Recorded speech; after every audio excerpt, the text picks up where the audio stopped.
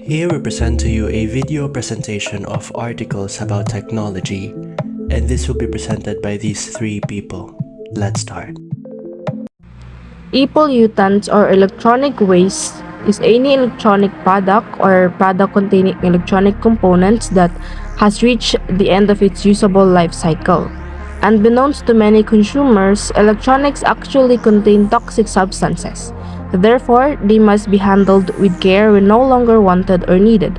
If a product is outdated, consumers can donate it to someone who might still find it valuable.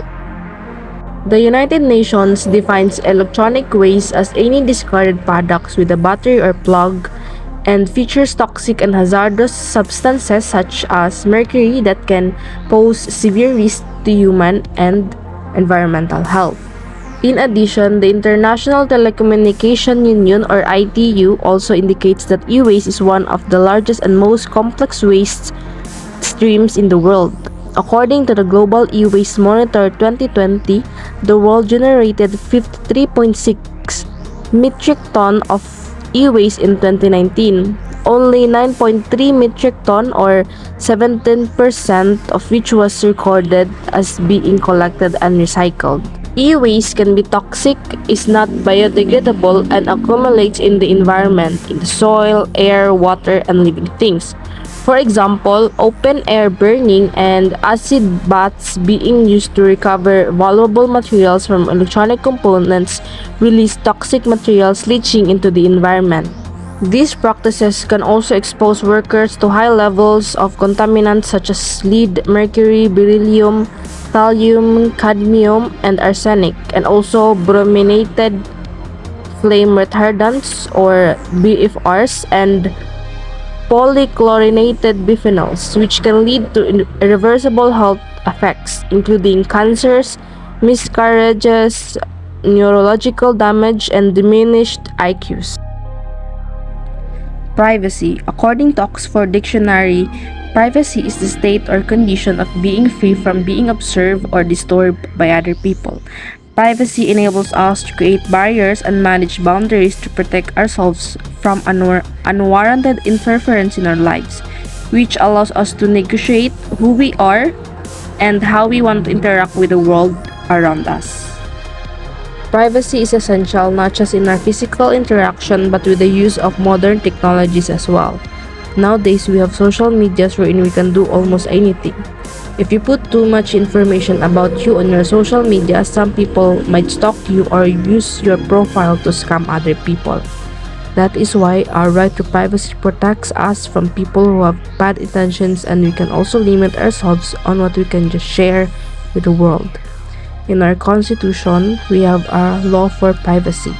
It is the Republic Act number 10173, also known as the Data Privacy Act of 2012, which aims to protect personal data and information and communication systems both in the government and private sector. And in 2015, our country's first ever violator regarding this law was convicted.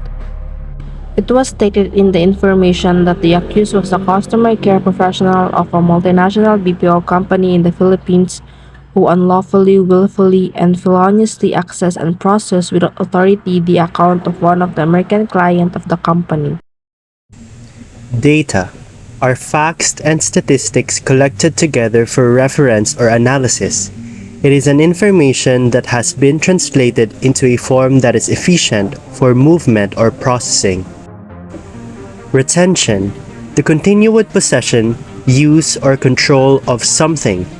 A person's ability to transfer new informations into their long-term memory so that it is easy for them to recall and put that knowledge into use in the future. Data retention, the combination of those two words, is the policy's concern that data should be stored or archived, where that should happen, or for exactly how long. It is very important because it ensures that important information is kept for the appropriate amount of time. This can help organizations comply with the legal and regulatory requirements, as well as protect against potential litigation or investigation. In April 2015, the Australian government passed the Telecommunications Interception and Access Amendment Data Retention Act, which requires internet service providers or ISPs and telecommunication providers to store information about their subscribers' online activity for a period of 2 years.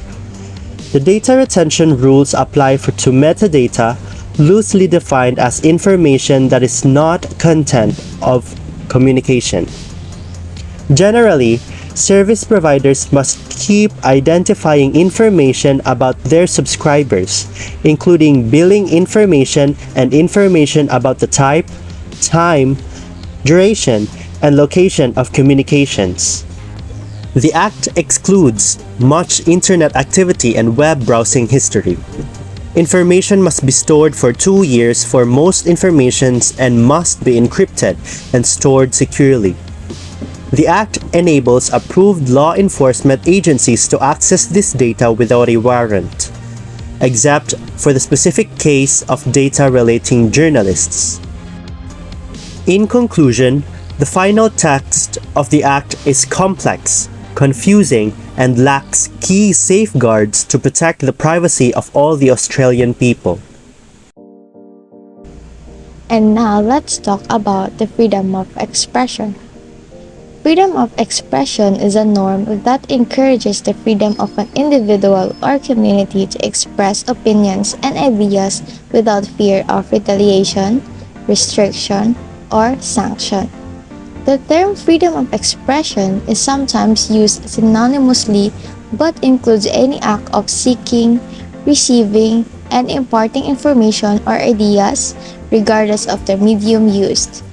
Eleanor Roosevelt in the Universal Declaration of Human Rights, 1949, Article 19 states that everyone has the right to freedom of opinion and expression.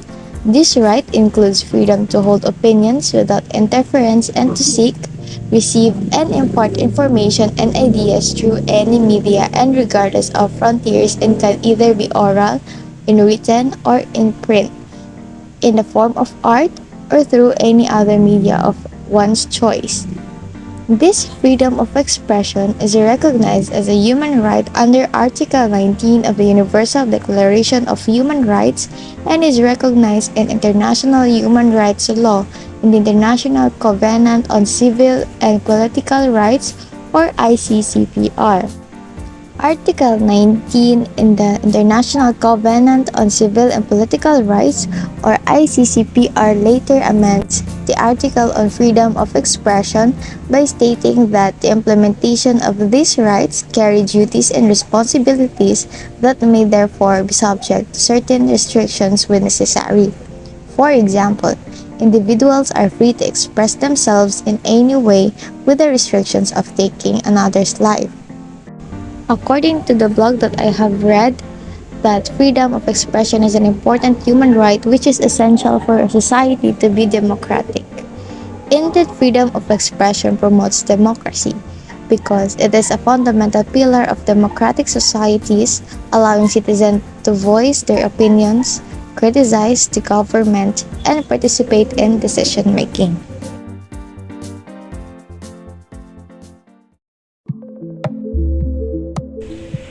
And that's the end of our presentation.